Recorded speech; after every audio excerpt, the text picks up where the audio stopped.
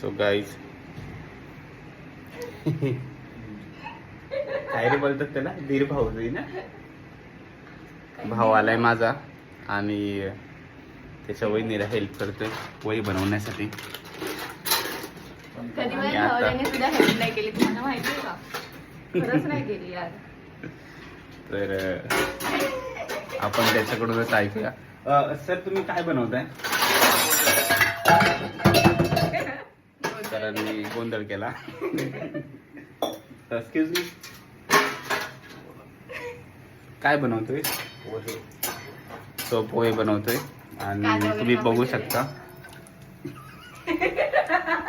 कांदा पण त्यांनीच कापलाय, मिरच्या पण त्यांनीच कापल्या आणि शेंगदाणे आता तळतोय आणि इकडं उकळायला ठेवलंय चहासाठी. ओके, चहासाठी तो आधी पाणी उकळत असतो,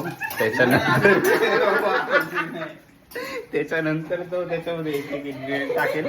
आणि मला तरी वाटतंय की हे सगळं तो त्याच्या वहिनीकडूनच शिकला असणार आहे, कारण नॉर्मल लोक चहा आणि चाय पत्ती सोबत टाकतात, पण हे कसं आहे की एक्स्ट्रा ऑर्डिनरी पीपल आहेत. सो आजचा ब्लॉग आम्ही इथे संपवतोय चमच्यात.